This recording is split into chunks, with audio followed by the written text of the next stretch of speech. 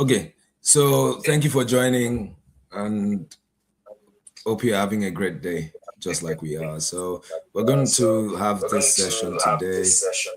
Um, this is season 2, episode 3, the third one for this year. We're so excited, and we have a special guest with us today, and you get to meet her as we go on. So she's a dear friend to my wife and I, and we've come a long way. And let's start with a word of prayer, and then we go right into it. Let's pray. Dear Lord, thank you for this time. Thank you for this opportunity. We're so grateful, oh Lord.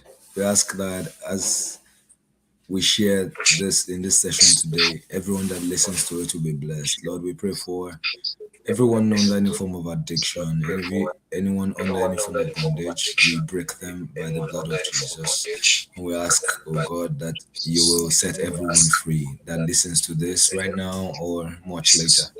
In Christ name we have prayed. Amen. Amen. Yeah, thank you so much for joining. So I was a bit croaky today, but we're gonna have a great time all together. So we have our one of our friends here today, and she's going to be sharing with us her experience between 10 and 15. So I'm so much looking forward to this session today, and looking forward to the learning from her experience. So I'll let her just introduce herself, and we'll go right into it. Yeah, over to you, man. Yeah, it's so nice to be on here today. Thank Yeah, you thank for the you. opportunity to Yeah, share my anytime. experience. Yeah. I am Temilade Okewole, and I'm a clinical psychologist, and I am an addiction professional as well. I like working with individuals of different age groups, Mm. and among which is twins and teens, obviously, to improve quality of life and using psychological interventions to help individuals suffering in mental health disorders to lead a fulfilling life. I am a child of God, and I Yeah. am a wife and a mom to two lovely daughters. Oh, So great. just a way of introducing myself. Yeah, thank you so much. So we're so happy to have you here. So you can tell us where you're joining from and drop some emojis for our speaker today. So good combination. So your wife, mother, and by the way, so her first daughter bears the same name with my first daughter. So we share lots of things in common. So I'll just start before we go into the entire conversation for today. I just want to ask you, in your field of managing addiction and managing the anxiety and all those kind of things, what do you see as the greatest non-drug addiction for people today? So especially young people, so in the 10 to 15 range. Non-drug addiction. Yes, That would be gambling. gambling. That would be gambling. Okay, that's Yes. pretty interesting. If you want to say more on that. Yeah. And as well, I think I've seen pretty much on screen addiction as well. Okay, Screen. okay, yeah, Yeah. The time that people spend on screen, on social media, those two, they are at par in they're my practice competing. aside Wow. drug addiction. Wow. Okay, so screen addiction and gambling. So if you're a young person watching today, if you're caught in that web, apart from the spiritual uh, power to break free from that, which we believe works in the name of Jesus, there's also support for you from professionals like Miss Demi today. So let's just go into the conversation today. But thanks for sharing from your wealth of experience in the addiction field. We would learn a lot more on that. But I just want to just to start the conversation. What is how did your twin and teenage go? So if you want to give a short description of what life was for you between 10 and 15. Yeah. And when I got this invite, I just started thinking back in time. So, I'm almost in my 40s now. Yeah. And it's surprising to me that I still remember clearly what those years were like. Like, it was full of, those years were full of questions, a lot of questions, a lot of learning, a lot of mistakes, a lot of growth, and a lot of discovery for me. That would be my description of my tween and teenage years. Like, there were a lot of curiosity from my end. And at the same time, I made a lot of mistakes because, of course, that age, if it is not well managed, you can tilt over. Yeah. Okay. So that's the Yeah, way I would describe it. and I think very, very apt description of it. Now, one thought is, what were your top 3 questions? Now, let's look at it in this way. Top 3 questions that, I'll give you time to think about it. So, top 3 questions that you felt were answered, and the other top 3 questions that you feel that we don't answer well, especially for people in this age. So, what questions are those ones that you feel okay, maybe your parents, your friends are able to answer? And another set of 3 that many times young people do not have answers to, or they get in the wrong hands trying to find answers. So I'll just give you time to think about that. So for you, what was your experience? Okay, so let me just take it one step at a time. So I think, I've always been before I used to call it church girl. Before I used to say I've always been a church girl. But now I have changed that to I've always been a Jesus girl. Okay. Now, because I was born into a Christian home, I think that gave me like a subtle landing. Like I was born into church, so to speak. So everything around me was speaking, being a Christian, being good, and all of that. But one of the first questions I remember ever asking my dad was, what is life actually about? Like, what is the most important thing that I need to get in life? And that I think that came up because of the kind of people that surrounded me at the time, that surrounded my family, my church, the people I was exposed to at the time. So I remember vividly, it took him a while before he could answer me that question. He didn't give me a straight answer at the time. But over time, I think from other interactions we had, he was able to tell me that knowing God was the most important thing. Now, knowing God for yourself, like having that personal relationship with God for yourself, is the most important thing. As at that time, I saw people making it in life, people traveling out, people doing all sorts, and I was like, okay, it's like there is a rudiment, there is a process already set out for you. You go to primary school, secondary school, university, you start working. That's just the usual.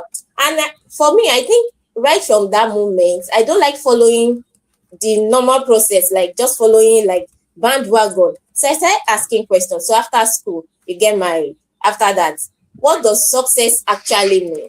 That's another question I had. Okay. What does success mean? And I discovered that over time, I think I've discovered that success is not just one thing for everybody. It differs from person to person, depending on your life goal. So I've talked about the most important thing in life, and I've talked about asking questions about success in life.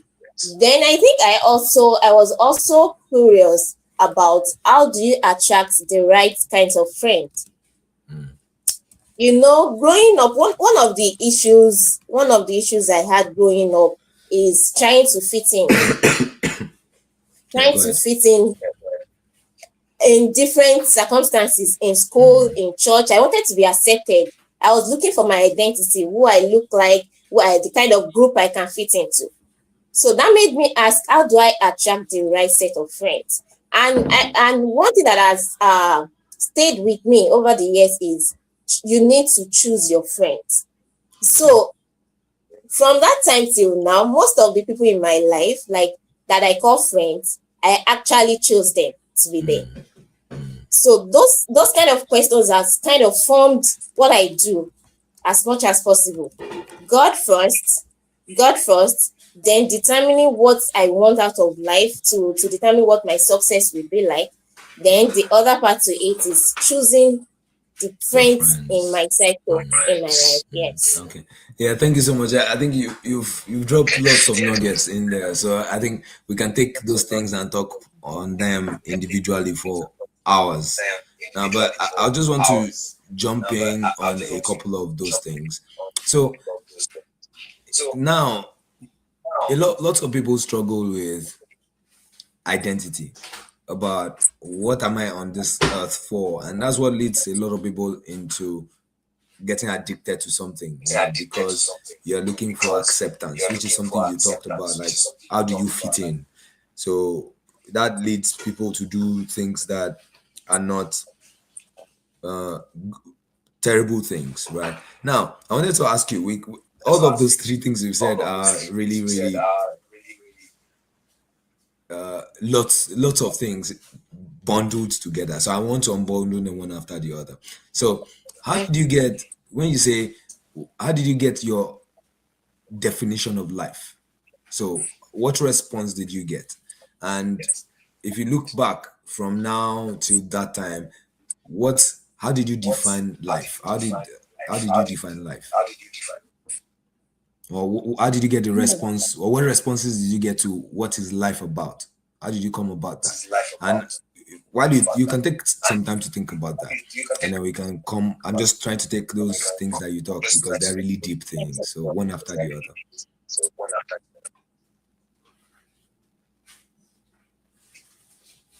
So you mentioned how I came about to form the meaning of life, right? Yeah. So yeah, what was what response did you get? So as a young person, how can I define what my life is about? That's big. Yes, so it's big, and then we can pack that and go to the other point which you made. So knowing God for yourself. What are those things I can do to know God for myself? What were the things you did to know God for yourself? And then we can take them one after the other. Everything you've said, we can have separate sessions on them for hours, but I would like to just touch them briefly in this session. Yeah. Okay, so I would like to start from the second one. Okay. Knowing God for yourself. Yeah. Like, remember that I said I was born into a Christian home, but that still, I was just following like a routine. Like, we have morning devotion, we go to church, but that personal intimacy was not there. There were several times I went out for altar call, like, you want to be born again today and all of that. Then I can count a number of them.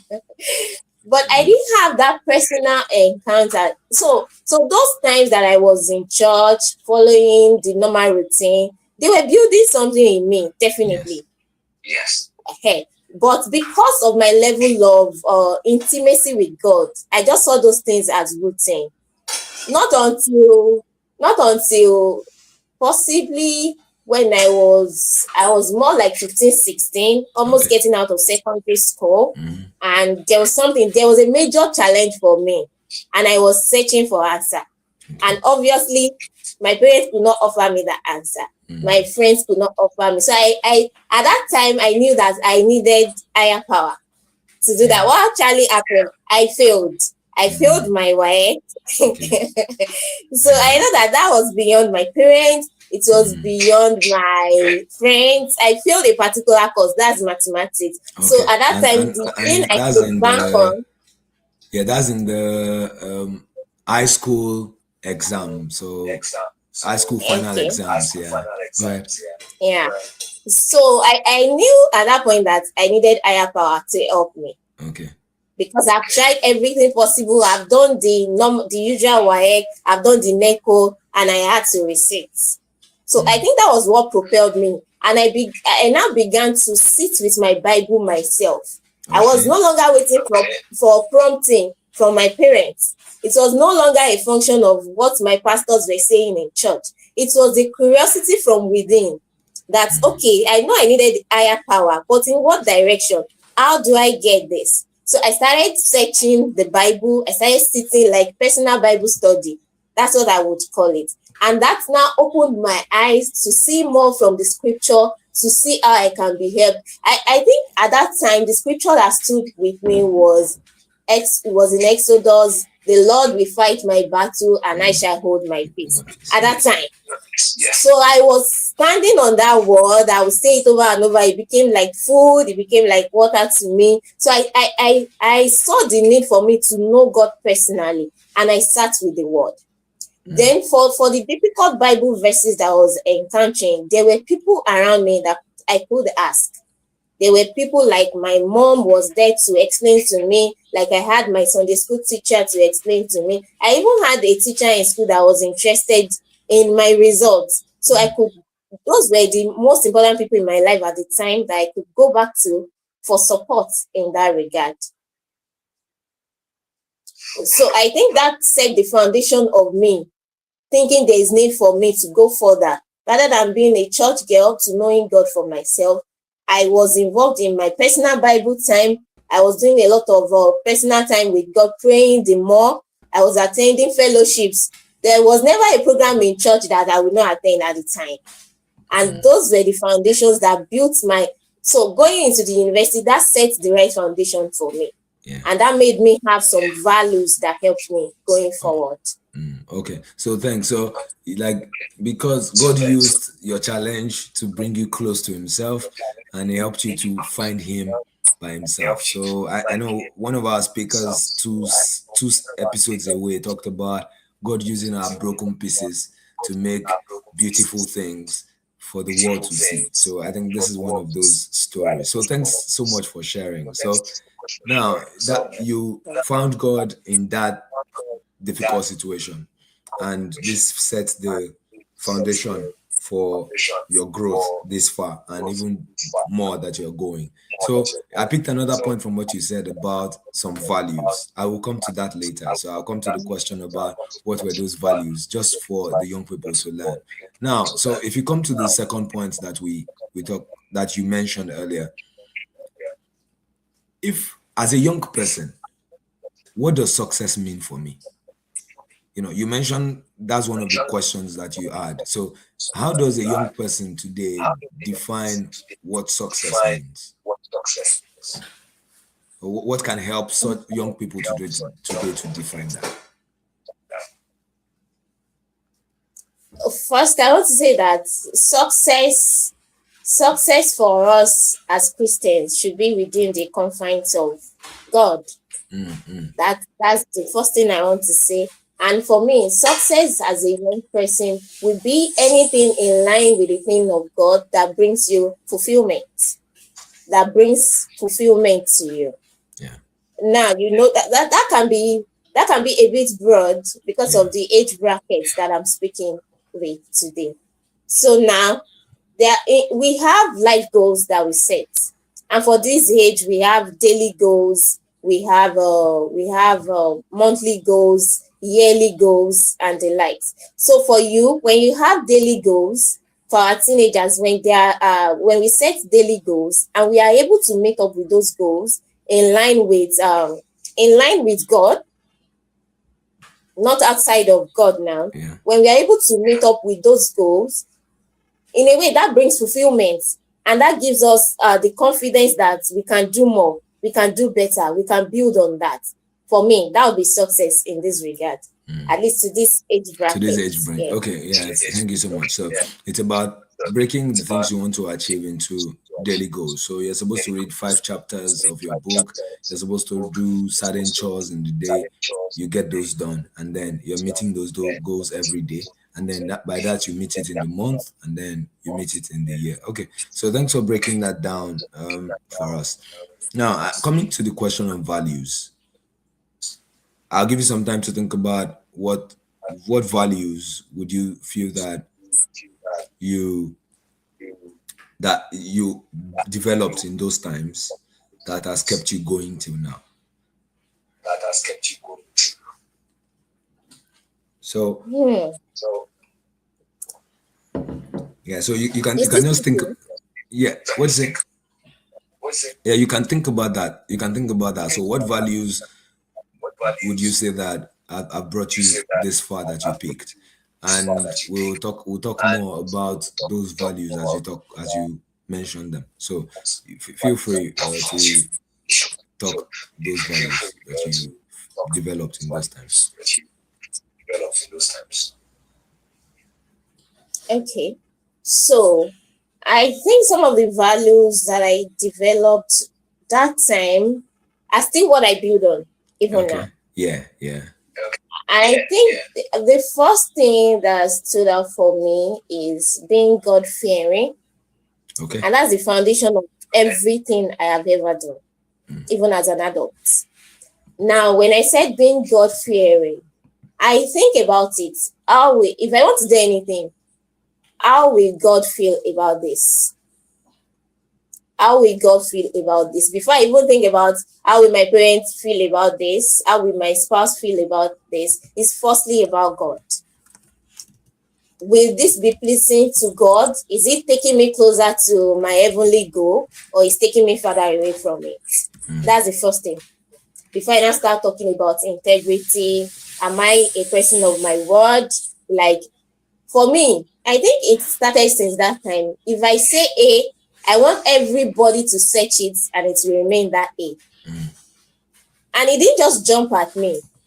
It's just from the source has been from God. Like anything that has a trace of sin, I want to be as much as possible far away from it. So integrity, I want my yes to be yes. I want my no to be no. Then another thing is choosing my friends. You know, the other time I mentioned that I choose the people in my cycle. Yeah. Like I don't allow, even if I notice that somebody is getting close to me, I want to vet that person in my own way. You know, we have personal compass that we use in vetting people. Yes. I want to vet that person. Like, does this person align to my belief system? Like, does this person align to my Christian part, that my church part? Does this person align to it, or this person is going to take me further away? Their life, does it exemplify someone I want to be like? Do I want to be like this person? Because the truth is, friendship during this age is very, very important. Choosing friends that respect me, that encourages me to do good things, that supports my growth. Those are the kind of things that I look for in friendship. So I think that's another thing, being God-fearing, integrity, being honest in every sense of it.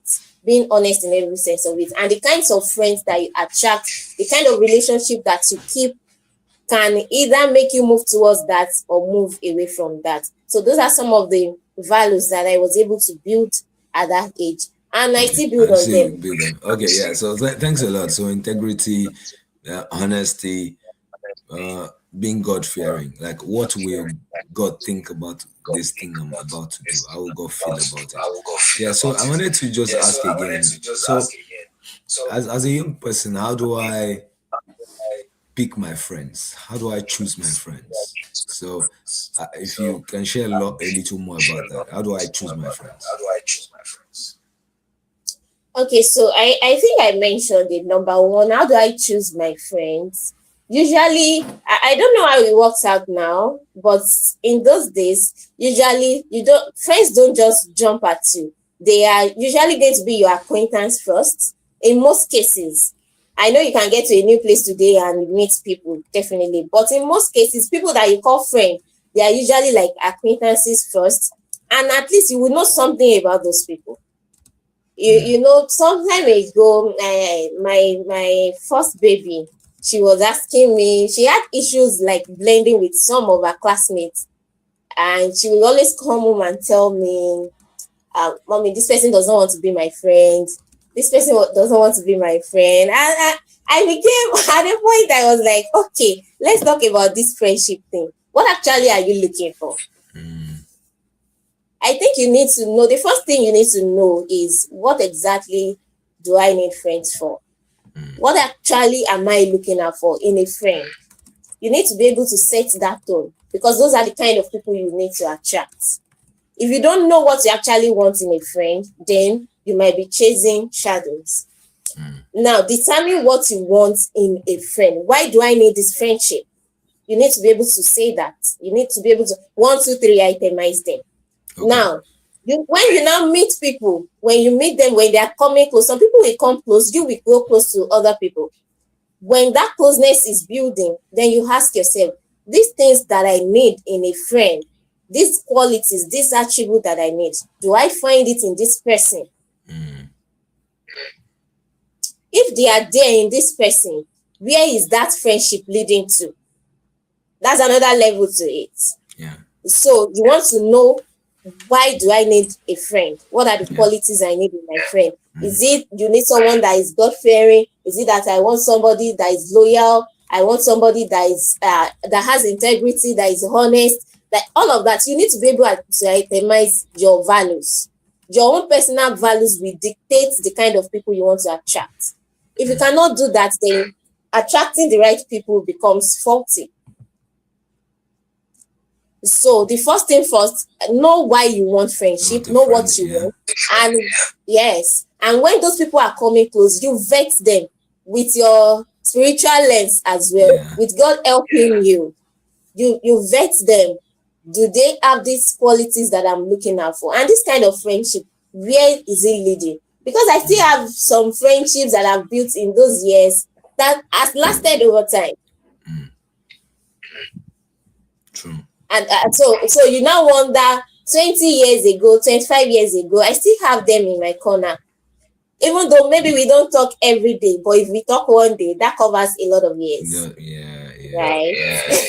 So thanks a lot for sharing. So it's really, thanks for laying down those steps of getting friends, choosing your friends, and don't just getting in friendships or relationships that are heading nowhere.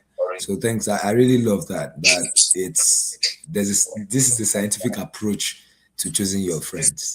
That's what you've laid down for us. So I know that the young persons will be listening. And even for me personally, I learned from that you need to assess your friends. Don't just get in situationships just because situations brought you together. You just get into them. But you check, where am I headed? What do I need in a friend? Does that person have it? Then where's this relationship leading, or where's this friendship leading? So thanks a lot for highlighting those things in that way. Now, I wanted to just ask, so I think we've talked about the values you picked up in those years and the questions that you had growing up, which I believe it will be helpful to the younger generation and to everyone that will watch this and is watching this right now. So one question for you would be, were there mistakes what would be the biggest mistake that you feel that people in that age range make, both then when you were growing up and now? And how would they avoid such mistakes? So just looking at the experiences around you, your own experience, through your own lens, what would be the biggest errors that people make in that age range, both then and now? I think I had this thought. I think it came to my mind when I had this invite. And I think one of the biggest mistake I would say I made was worrying too much about what people thought about me. Worrying too much about what people were thinking of me. You know, at that age, it is easy to want approval from everyone. But as you grow older, you realize that not everyone's opinion should control your decision. Like at that point, if I want to do anything, I'll say, what will my friend A think about this? What will my friend B think about this? I wanted to do something that would be pleasing to them, not considering what will be pleasing to God first or what will be pleasing to myself, which is very important in decision making. So I would say at that point, it made me withdraw into myself the more, because I felt I was not enough, because I felt I needed people's approval to do whatever I wanted to do at that point. and there was a lot of setback based on that. Mm. There were a lot of decisions I felt if I had taken that time, possibly I would have moved faster than I did. Yeah. I think that was one of the biggest mistake I would say I made. Then another thing was not always listening quickly to good advice. You know, at that age, we want to have our way of doing things. We have our own way of reasoning out. At that point, my parents, they tried guiding. Even I had some mentors at the time. They were not official mentors, but then I look up to them that were trying to guide me. But you know, that curiosity, that eagerness to just be out there, to do your thing your way, to hone your story and all of that, stopped me from listening to the advice. For instance, like that maths that I was talking about, that mathematics I was talking about. Yes. My parents identified it earlier that I had a little challenge with calculations generally, right?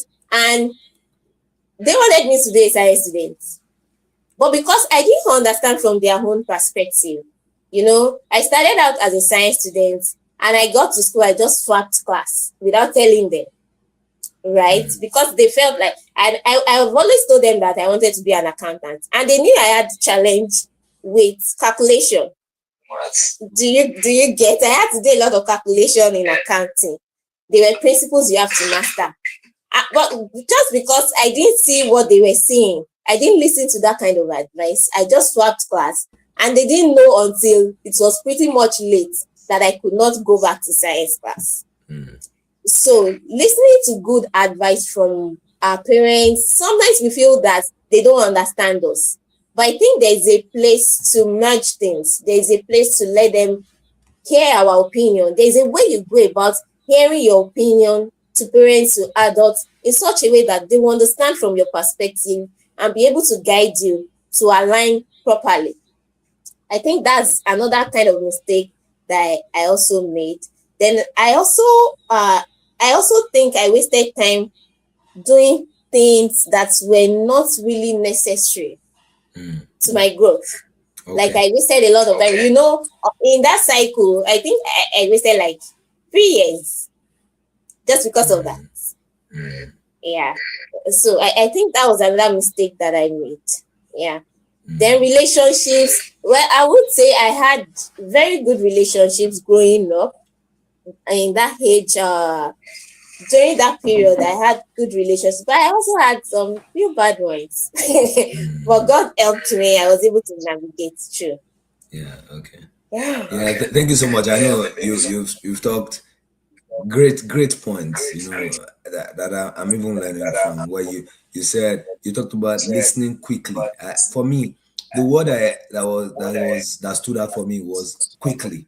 So you could listen, but you might listen late, or you might not listen at the right time, which will make you lose time before getting back on track, if you even get a chance. So I like the way you put it, listening quickly to good advice. And then thinking that the people that surround you, they might not understand you fully, but they definitely have some level of experience that can help you. And then making decisions based on what you need to do, not waiting for approval from people that do not matter in your life. So maybe looking at what will my friends say if I do this, you know. So thanks a lot for sharing. So I really picked a lot from those things that you have said on those values and the mistakes that you have learned, that you've learned from. So I wanted to ask you again, if you can add, what would you see as the greatest challenge or challenges for young people these days? And if you compare it to the challenge that you faced growing up, would you say that are they facing more challenge today, and how can they get out of it? Yeah, you know, the times are changing, like really. The generation gap is already there. We are in a different generation now. So even when I am speaking with my children, I take it slower than I would some years back. Like, because I really want to be in their world and try to understand them better. Now, I would say they are facing more challenge now because, of course, the world is growing. It's a global world coupled with this social media. The social pressure is massive. Yeah. And we can't just close our eyes to these things because they are real. So aside the parental issues that they can have, aside the issue of identity formation that they can have, before we talk about peer pressure, but now it's moving away from peer pressure to social pressure. Because aside from their classmates, people that are exposed to the internet world, they are pressured. Even as adults, we are pressured. Yes, exactly. That's You're just the looking reality. at scrolling through your Facebook, scrolling through your Instagram page, like you're pressured naturally. Yeah, you're right. Yes. And that's their own world. You can imagine from childhood you've been exposed to that kind of pressure growing into adulthood. Our own childhood was not really like that. We didn't have this kind of experience, not as much as this. So I would say they have more challenges now to cope with, and they really need support as much as possible. And from their end, I think one of the things they can do to scale this phase is to stay connected to their spiritual values. That's the number one thing that we don't want to joke with. Because if you get it right spiritually, yeah, you get it right in other aspects of life. Yeah, true. If you are well grounded spiritually, if you know what is God saying about this, it will be easy to bamboozle you just into anything that is happening. When you are well grounded spiritually, and when I'm saying that, I don't want to use big grammar. When I'm saying that, I mean that you have a personal relationship with God. When it comes to my academics, this is what God is saying. When it comes to relationship, this is what God is saying. When it comes to eating, this is what the things that we often overlook, right? When it comes to what I want to drink, this is what God is saying. Those little nudges will guide whatever we do going forward. So I think one of the things that our teenagers don't want to joke with is personal relationship with God. It pays to know God for yourself. Not what my parents say God is now, not what my parents are telling me that this is God, but what is that personal relationship? Because it becomes easier when you have that personal relationship. It's like a communion that you share. Like, aside my parents, aside my mentors, aside my teacher, I have a higher power to commune with, to guide me through this. So I think that's one of the things that we don't want to joke with. And choosing your friends cannot be overemphasized. You need to carefully choose the people in your circle. You don't need, I know it's difficult. We want to belong, we want to be accepted, but you don't need like 100 people in your cycle before you know that you have friends. As I am now, my cycle is very small, but I'm happy with the people in my cycle. Like, I know that if I'm at a crossroad in this particular subject matter, I know who to turn to. For this subject matter, I know who to turn to. It is not until you have 100 people in your cycle before you know that you have friends. It is the quality that matters. It is the quality that you attract in those people that matter. So there is need to carefully choose your friends. Another thing I cannot but mention is you need to respect and listen to parents and mentor. Those are important roadmaps that can guide through life. It is not because they know it so well. It is not because they have the right answers, but because they have passed through that terrain. They have walked that path before. Yeah. So it becomes easier such that you are not falling into the same mistakes they have made.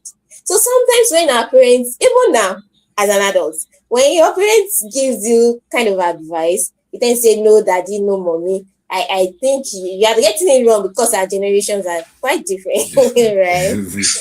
But sometimes you need to sit back. You need to sit back. I'm not saying when they just say something, you just pick everything and run with it. But you sit back, you don't say because they are old school or they are older, they are not in your generation, that they don't know what they are saying. They may be seeing from another perspective, which you need to sit with and analyze. When my dad says this, I did that a lot, and my dad will say, when I ask my parents certain questions, there was a day my dad said, "Don't ask me question again. You are too curious for your age." Like, you know, you dissect those things they are giving to you. Don't be in a hurry to take steps. You need to learn to sit with those advice and pick, okay, when that said this, what does it mean? Don't judge it with your own mental capacity. When they advise you, you can ask further. The reason why I swiped my class, I didn't ask questions. It was just because my dad was always saying you must become a nurse. And I felt like, okay, if I'm not in science class, there's no how you tell me to be a nurse. That was my reason. I didn't ask him further question why he was saying he must be a nurse. And now I think I wished I was a nurse at some point. Because after all, I'm ending up working in hospital setting. Do you get? So I was like, okay, after running away from the hospital setting, I finally found myself there. So sometimes they are not outrightly wrong. Maybe the way they are presenting it may not be clear to us enough. There should be space for us to ask for feedback. You can question them again. You can ask politely. That one, my mentor, when you say this, what does it really mean? Do you mean this? Give them room to expatiate if you don't really understand. Then another thing is be disciplined with your time and your habits. The time that we spend on social media is a lot. I know one of the questions that you asked me initially. In fact, I'm carrying out a study on screen addiction. Okay. Right? Because it's a lot. It's taking away our time. It's going to eat. We all have 24 hours. And sometimes when I meet with young people, when I meet with young adults, and they tell me 24 hours is no longer enough for them, and I will ask them, as an adult, I have 24 hours. I have more responsibility than you. And I still manage myself within that confines of 24 hours. So you need to be disciplined with time, how you spend your time. Like as I am now, I have the number of minutes that I spend on social media every day. And I'm not even on social media every day.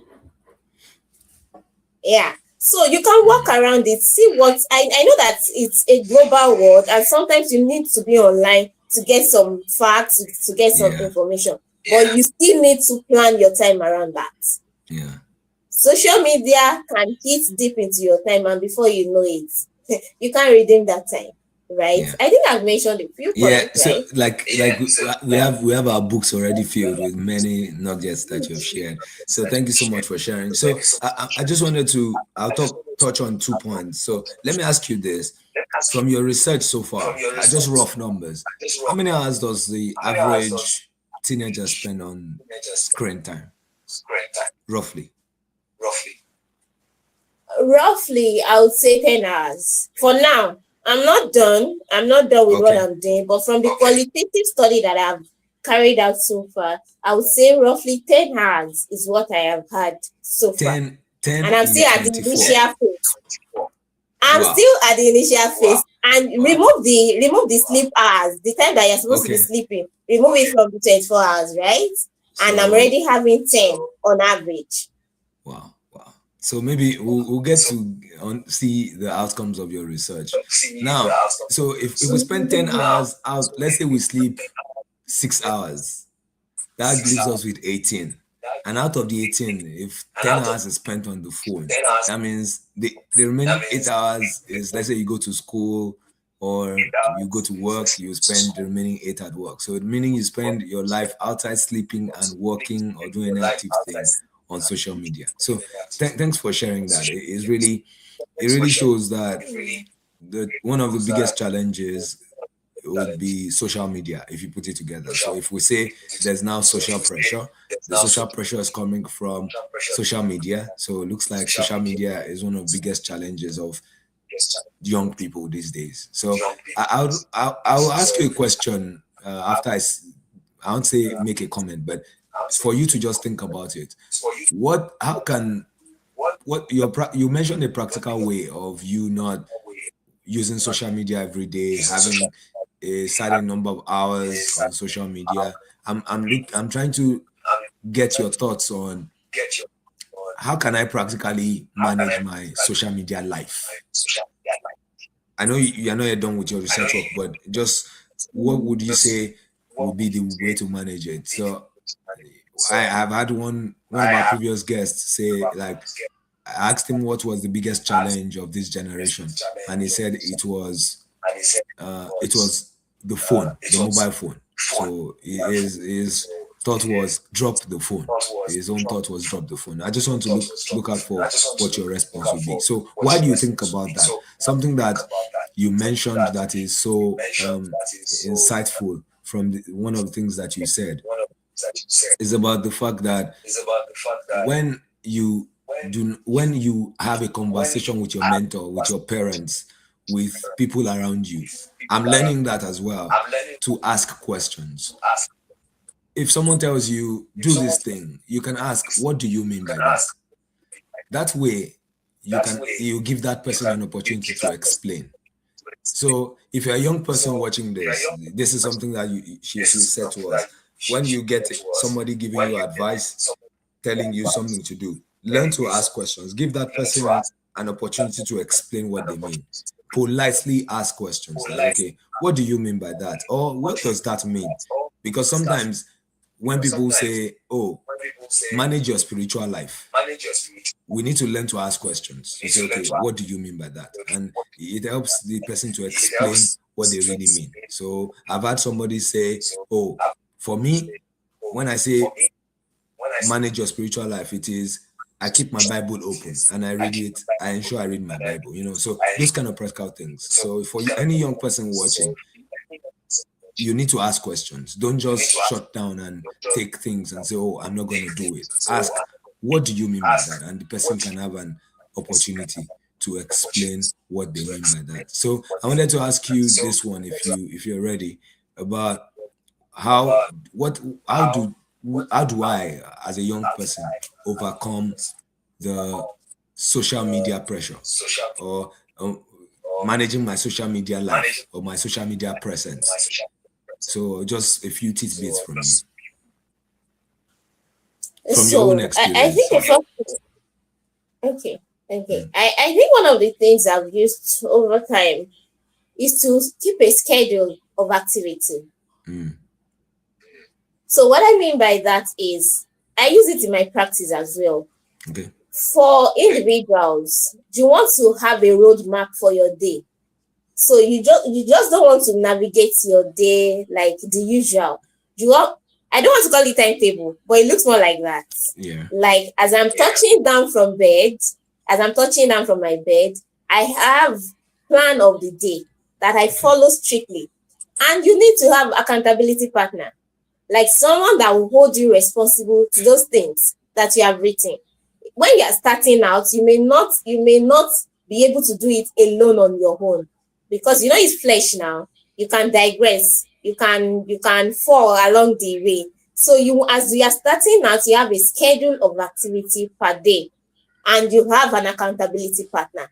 And that accountability partner is not your friend. I don't mean not your friend like that, but what I mean is someone that can hold you responsible. If you are not doing what you are supposed to do, is someone that can dish out punishment in a way, that can scrutinize your day, that can ask you questions, and someone that you will be willing to submit to. Yeah, I think that will help a lot. Aside from dropping phone. But I was speaking with some group of people, and I told them that I felt like there's a spirit in that phone. Such that even when you think you have dropped it, your mind is just going there. Yeah. Your hand is just picking it. So one of the ways that I suggest is, as much as I have Android, I have iPhone, we have all of that, the tab. When I want to be serious, when I really want to be serious, I don't go with those things. I go with my, our touchlight phone. Yeah, just basic phone that I can just call on. No chat or nothing, no app, no other app. I just want to receive call and pick call and call out. That's the only thing I want to do. Sometimes I deliberately switch off my phone and put them away. Sometimes I deliberately forget my phone at home. I mean those my big gadgets. Yes. I deliberately forget them. And on my laptop, I don't have my apps on my laptop.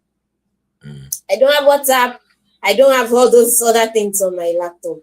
When I'm working on my laptop, it's strictly my work that I want to do. So we need to begin to put things in place to guide our timing, the time that we spend on social media. And you need to prepare ahead. Like for me, every week, just because I have a page on social media where I give out content that pertains to my practice, but I have a specific time for it as well. As much as possible, if I know I want to engage on Monday, I schedule my time for it. It's already part of my daily schedule of what I want to do. Right? Such that even when I'm running behind schedule, I think this week I was unable to meet up with that. I'm supposed to post on Monday and engage my audience on that Monday for just 2 hours. But I could not meet up with that my timing because I was on the road. That Monday was gone for good. So I didn't overlap into another schedule for that day just for me to be on social media. Once I miss that time is missed. Then I have a way of censoring the people, the accounts that I can view the comments, that I can view the post. I have a way of censoring it out. And once I'm seeing that this thing is already flawed, I'm not comfortable with it, I block people at will. Like I block people at will. If I know your content is not something I'm comfortable with. Yeah? I said there's a block button, so we should learn to use it. Yes. I do it freely without feeling anyhow about it. Once I know that this content, no, is against my value, it's not something I want to see again and again, I just press that button once and for all. And I unfollow people a lot too. I do that one too. I can unfollow, I can block. I choose the contents that I want to view per time. Okay, thank you so much. So that's still in line with what you said about choosing your friends. So it's more like choosing what you want to be part of your life. And thanks, I like the way you put it. You talked about having a timetable for your day or a to-do list. Have a schedule. If you don't have a schedule, other things will steal from your day and you will wonder where the day went when the day has finished. So thanks for sharing that.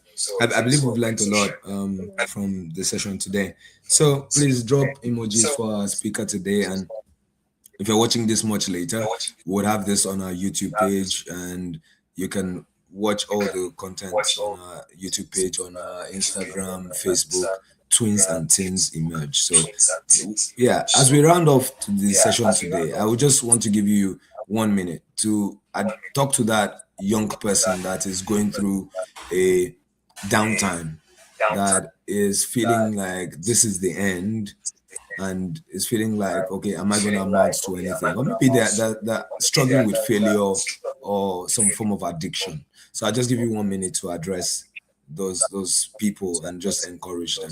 Yeah, you have the floor.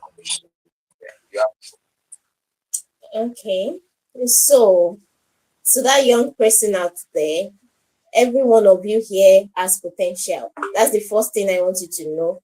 Your future is not determined only by where you come from or where you are right now, but also by the choices you begin to make today. Sometimes the hardest choices you make when you're a teenager becomes the decisions you are most proud of later in life.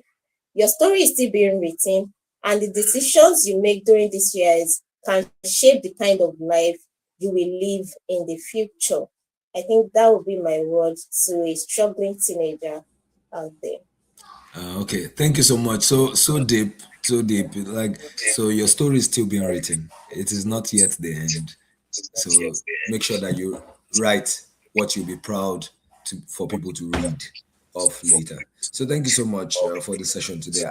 Yeah. So I wanted to just check. Kamsi, do you have any question?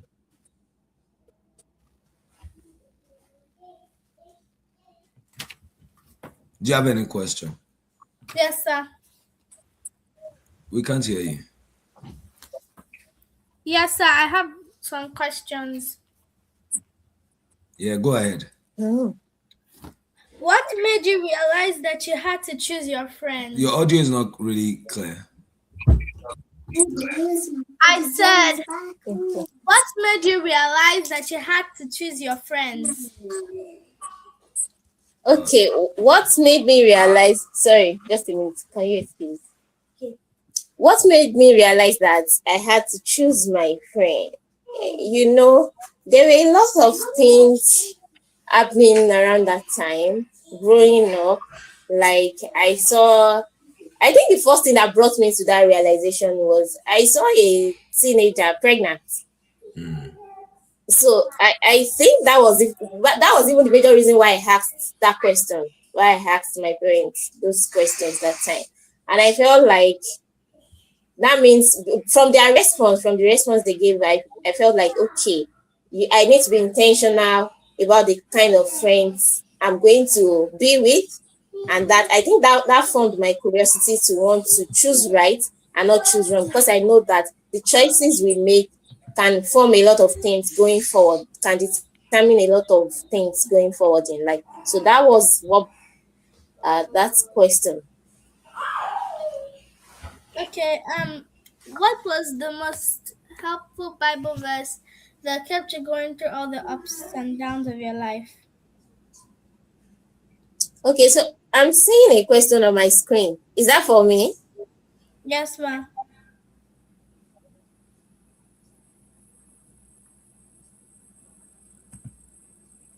Yeah, can you hear us? Yeah, I can hear you now. I'm seeing a question on my screen. Is that for me?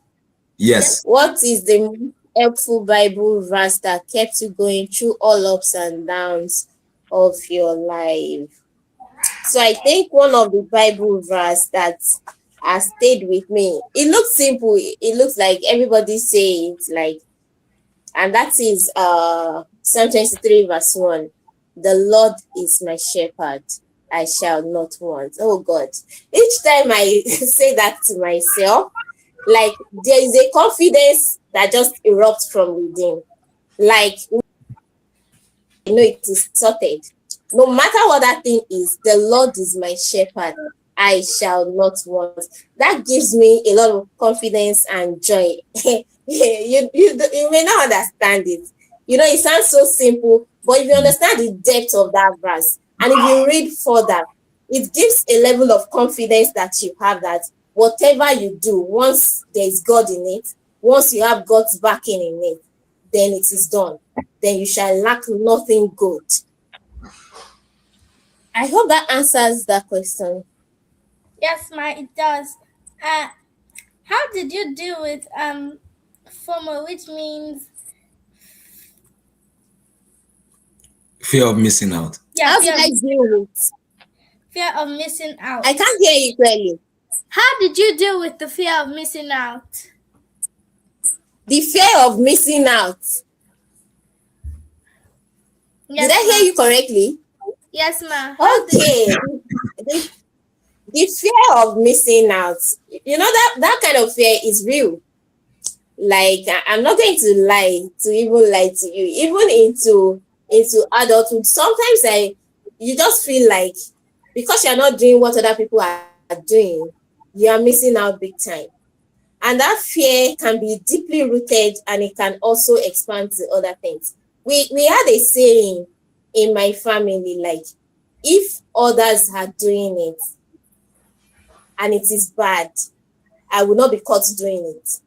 That's just like our slogan in the family. Like when you're going back to school, that's one thing my dad will always remind you of. Now, I've had some instances of I wanted to do something, but my value system, at every point, and that's why we need to get the foundation right. And that's why we cannot joke with our spiritual background, like knowing God for yourself. And you cannot joke with your value system. You need to form those values right, because they are like life compass that will guide you. Like, so there were some instances of, do I still have time? Can I share a story? Yeah, you can. Go ahead. Okay, so I remember that there was a time in my high school, like we were preparing for Valentine's Day, And I was doing like extra lesson just to augment my mathematics, my calculation subject, like just to augment that. And my friends, they were talking about, okay, we need to buy gifts, we need to get gifts for our vow. We just did it in class among students and all of that. And the options they were looking at is, okay, that means we miss lesson for a month and we use our lesson money to buy gifts. Initially, I mentioned that I had some good friends and I also had some not so good friends. Yeah. So I was flowing with the plan now. And I think the lesson fee at the time was 20K per month. So it was a lot of money at that time. And I was already calculating the number of things I will buy, the number of things I'm going to share, and all of that. And a day to Valentine, we were supposed to go to market. We were supposed to abscond from school to go to market, really, to get those things. And I was like, so I'm going to scale fence to get the things, number one. I'm going to lie for a whole month to my parents that I was attending lesson, which I was not attending. And I felt so bad with myself. I felt bad that I could even accommodate that thought. Like I could sit with it, I could plan. I have saved the money. I didn't pay the teacher. I was planning not to go for the next 1 month and all of that. And I was like, no, I can't go through with this. Like I have to scale fence because I can't go through the normal route to leave the school. So, and I felt bad with myself because I didn't feel like I belonged to that group of people. And on Valentine's Day, I did not give any gift to anybody. And I was alone. Obviously, I was alone. But on Valentine's Day, I got home, my parents, they noticed that something was off about me. I was not excited. I collected gifts though, but me, I did not give gifts. I did not give anybody anything. So I had to speak out. I just told my mom when she was curious, she was asking questions, what happened and all that. I told her what actually happened. I told her what happened and how that made me feel at the time. And it also shows that for us as adults now, we should extend some level of grace even to our children when they are trying to communicate some things to us. And my mom surprised me. As much as she could not afford all the luxury I was thinking of, all those things I wanted to buy for my crush and the likes, she could not afford it. But she gave me one gift for the official vow that I had in school. The official person I was supposed to give gift that the school was aware of, not the other paparazzi. Yeah. So she gave me a gift to give to that particular person. And I went to school the following. I was happy that at least I could give somebody that has given me a gift something. And I was also happy that because she commended me for not scaling fence to leave school, for not lying to them that I went to lesson. Because obviously if I didn't go to lesson, I would have occupied that time with something else, which I don't know. So I don't know what I would be doing for 2 hours that I was supposed to be going for the lesson. And obviously those my friends, for some time they weren't talking to me, which I didn't like. But they came back.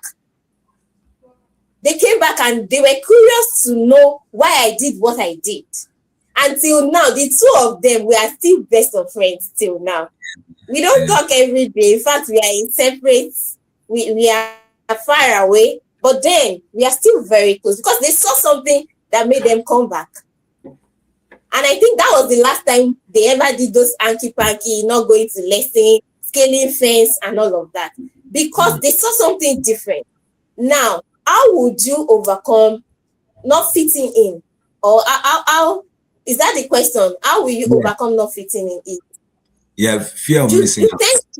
You tend to uphold your value. That means if you can handle your values at that point, it means going forward you will do well handling the values. And that will make you is also another way for you to dissect the kind of people in your cycle. For instance, if those people didn't come back to me as my friends, I already know that we cannot be close. Yeah. That's another level to vet the people in your cycle. Now, I didn't conform to what they wanted. Eventually, I won them over to my side. They could see things differently, but it could have been the other way. They could have won me over to their side, and I could have tilted over to become bad and all of that. So number one, it helps you to uphold your value system. Number two, it helps you to sieve out the kind of people in your circle for you to retain. At the moment, it may not be pleasant. At the moment, you may not get the right feedback. At the moment, you may think you are losing people, but in the long run, you can be sure that guide you properly into becoming the person you want to become. So that's what I would say about that. Yeah, thank you so much, Ma. Like, I think thanks for sharing that personal example and for being vulnerable. So, Kamsi, Yes. are you good? Yeah, go ahead, but I can't hear you clearly. Give a second. Okay. Okay, go. Yeah, go ahead. I have another question. How did you choose your friends? How did I choose my friends? Yes, ma'am. Yeah, I think Okay. she So mentioned that, saying that you need to like know what you need and assess those friends will not take you there, and then you can go ahead with choosing them. But I'll let you add more to that, man. okay. So in the course of the interaction, I think I've mentioned some point like you need to have the right values. And those values will guide you to attract the kind of people that you want in your world. Because if you don't have values that you look out for, everybody will become your friend. And obviously, you cannot be everybody's friend. I have issues when somebody tells me they are everybody's friend. Like, it doesn't sit well with me. It means you yourself, you don't know what you are doing. So, first thing first, set your values right. And I mentioned that your values they don't jump at you. They stem from your spiritual background. You must know God for yourself. So those your values will stem from what is God saying about this, about different parts of your life. What is God saying? Now, when you have those values, when people are coming your way or when you are meeting with people, it is those values that you will look out for in those people. This, my friend, is she honest? Can she be trusted? In simple things, does she lie about where did you put my pen? And she's saying, I did not pick your pen. No. Can she be said to be honest? Is she truthful? Is she trustworthy? Those are the things that will guide choosing your friends. Like, you need to have your values set straight. Those values will guide you in choosing the right set of people. I think I've been able to answer that too. Yes, ma'am. Okay. Any other question? I guess we're running out of time. So No, ma'am. okay. All right. Thank you. Okay, thank you so much, Ma. Thanks for spending time with us this afternoon. I know that everyone has learned and we've been blessed by having you. So thank you so much. So thanks everyone for joining. So we see you 2 weeks from now. Before we get to that time, you can look out for our other videos, previous editions, and this one. Definitely, you need to watch this one again. Thank you so much. Thanks for joining us. Have a great You're weekend. welcome. Bye. Thanks for having me. Yes, Yeah, bye. that's it. Well, thank you, man.